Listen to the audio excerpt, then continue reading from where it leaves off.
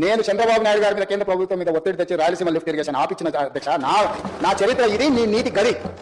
ఇవాళ నేను సూటిగా చెప్పవచ్చుకునే వేదిక మీద నుంచి 2 రాష్ట్రాల మధ్య మంచి వాతావరణం ఉండాలని ఇప్పటి వరకు నేను సాధించిన విజయాన్ని కూడా నేను చెప్పుకోలేదు అధ్యక్ష.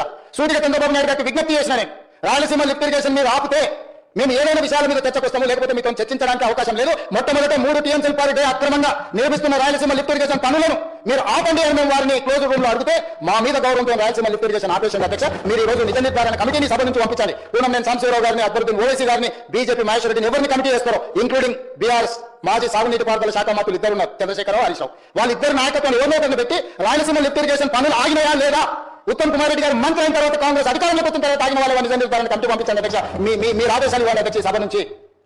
మేము అక్కడ రాయలసీమ లిఫ్ట్ 3 టీఎంసీల పర్ డే దోపిడీని ఆపించి చర్చల పేరు మీద ఈ రోజు పాలమూరు రంగారెడ్డి ఎత్తిపోతలకు అనుకూలంగా నిర్ణయాలు వచ్చి ఉమ్మడి రాష్ట్రంలో మా ప్రాజెక్టులకు మీరు ఎలాంటి అభ్యంతరాలు పెట్టకండి, మా కడుపు కొట్టకండి అని వాళ్ళ మీద ఒత్తిడి తీసుకొచ్చి ఈ రోజు ఒక పొలికి పట్టుకొచ్చిన.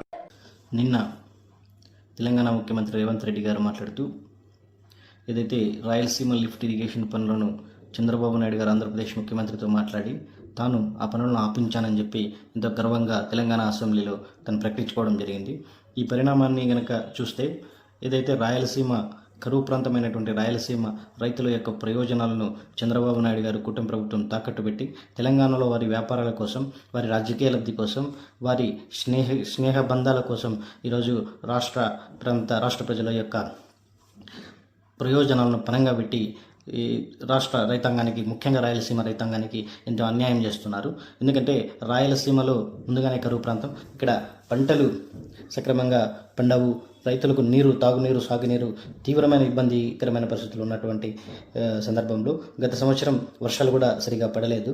సో ఏదైతే ప్రతిరోజు 3 టీఎంసీల నీరు రాయలసీమకు అందించాలనేటువంటి గొప్ప లక్ష్యంతో మన ముఖ్యమంత్రి వైఎస్ జగన్మోహన్ రెడ్డి గారు ఒక రాయలసీమ లిఫ్ట్ ఇరిగేషన్ ప్రాజెక్ట్ని రూపొందించి ఈ ప్రాజెక్టు కోసం ఏదైతే కృష్ణా ట్రిబ్యునల్ నుంచి పర్మిషన్లు తీసుకుని వచ్చి ఈ ప్రాజెక్టు పనులను ప్రారంభించారు.